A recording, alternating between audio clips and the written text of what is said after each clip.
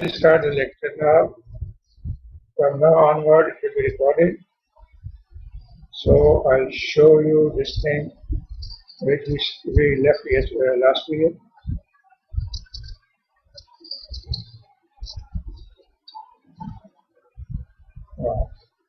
Now we are on this screen. Can you see my lectures?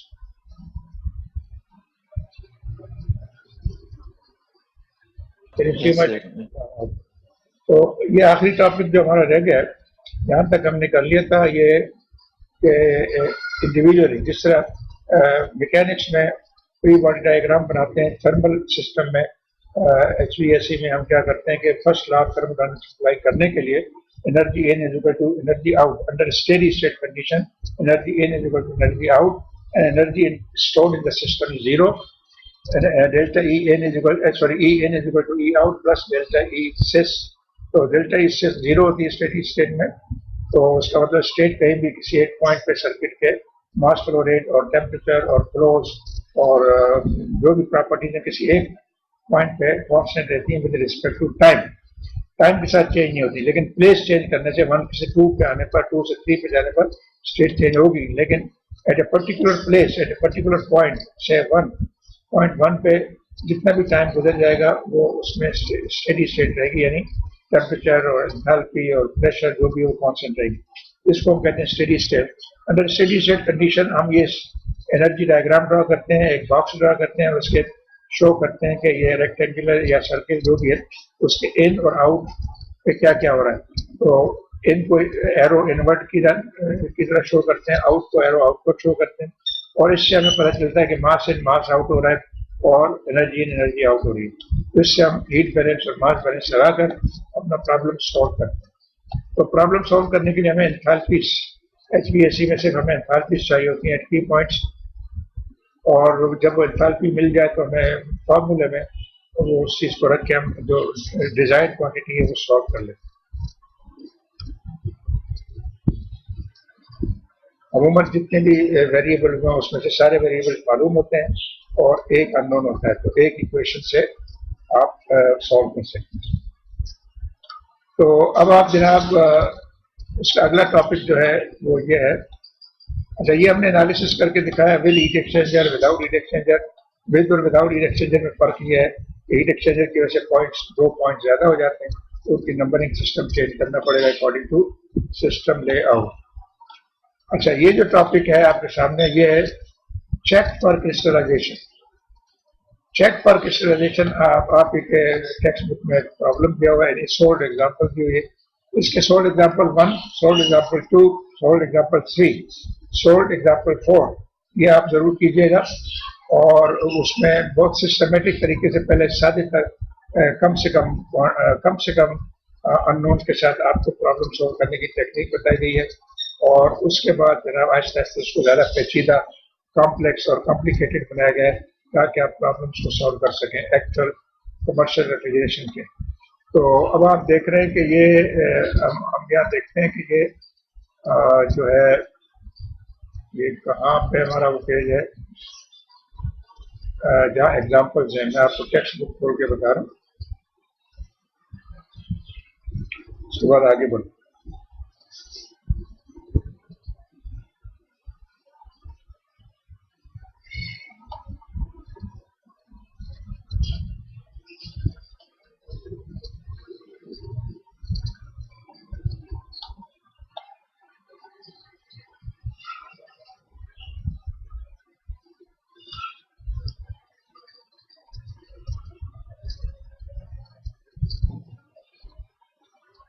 तो ये आपके सामने चैप्टर 17 में खोलने जा रहा हूँ। ये कौन सा था ये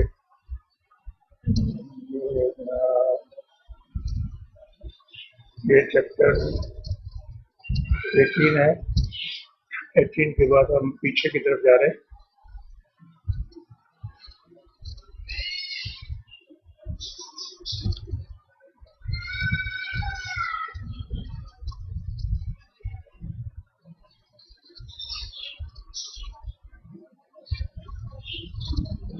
चैप्टर 17 में जाना है मैं, और वो है पेज नंबर ये जो है अभी आएगा 18 से बैकवर्ड ट्रेवल कर रहे हैं।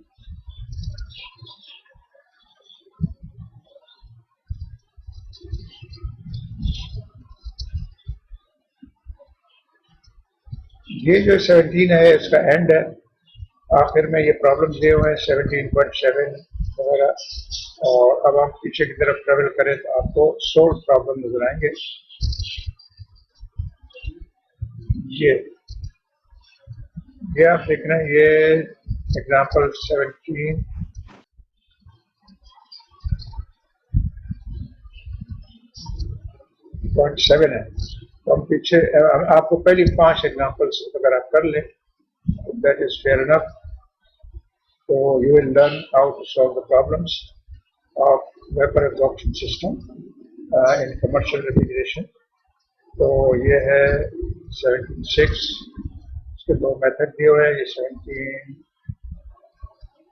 ये एग्जांपल ये मैं आपके सामने करा चुकी है, हीट एक्सचेंजर का एनालिसिस है। नहीं आप देख रहे हैं, सॉरी आप बता नहीं रहे, मेरे ख्याल में मैंने शेयर नहीं किया, आपको कुछ नजर नहीं आ रहा। सर आपकी जो स्लाइड्स है वो शो हो रही है, बुक नहीं शो हो रही। वही ना, वो चैप्टर शो नहीं हो रहा, तो आप खामोश हैं, मुझे भी ख्याल आया, मगर मैं खुद स्क्रॉल कर रहा हूँ, अभी वो जगह आई नहीं।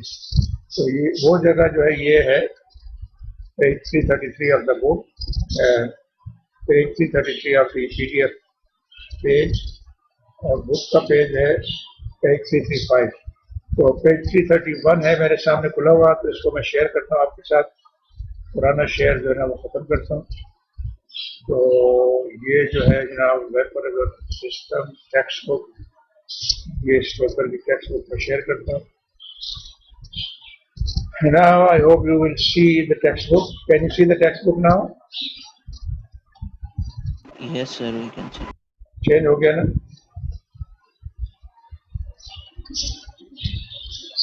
अच्छा, ये आपको मैंने क्यों ये लोड कर रहा हूँ, ये आपको दिखाना चाहता हूँ इसके सोल्ड एग्जांपल्स को। ये एग्जांपल 17.3 है आपके सामने, पेज 331 पर, जो टेक्स्ट बुक का नहीं है, वो PDF का जो है पेज नंबर है।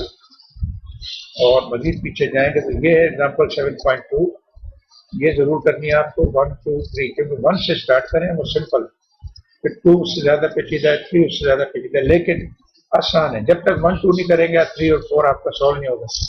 तो उन्होंने इसको एक्चुअली प्रॉब्लम अगर एक ही दे सकता था, उसने छोटे छोटे करके 3 प्रॉब्लम दे दी ताकि आप बारी बारी सॉल्व करें। मसलन ये पहला problem, what is the COP of an ideal heat operated refrigeration system that has a source temperature of heat 100 degree, refrigerating temperature 5 degree and ambient temperature 30। ये उसने क्या पूछा, ideal heat operated refrigeration system. Ideal heat operated refrigeration system वही है जो रेनका वो sorry जो Karnaugh cycle है।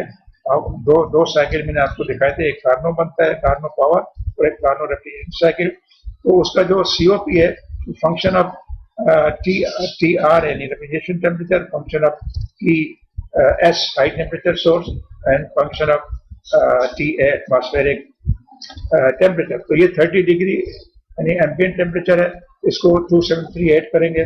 100 डिग्री TS सोर्स टेम्परेचर है, इसको 2738 करेंगे। और 5 डिग्री जो है ये रेफ्रिजरेशन टेम्परेचर TR है।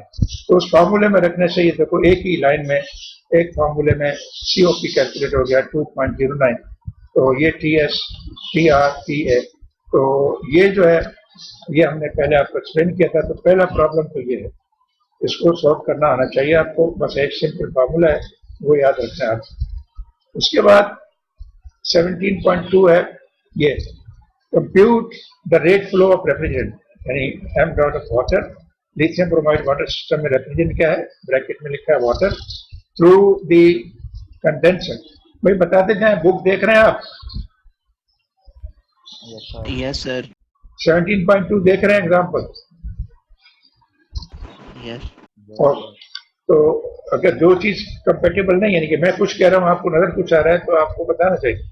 अच्छा, ये जब compute the rate flow of refrigerant water through the condenser and evaporator in the cycle. अब वाटर फ्लो रेट कंडेंसर और इवेपोरेटर ही में होता है, और सोल्यूशन फ्लो रेट इसमें होता है। तो ये इसका एनालिसिस, इसकी डायग्राम ये ड्रा करनी आपको आनी चाहिए, और ये मैंने आपको लेक्चर में भी बता दिया। यहाँ सोल्ड एग्जाम्पल करें, अपने हाथ से करें, ये सोल्ड है, सामने रख के इसको सॉल्व करें।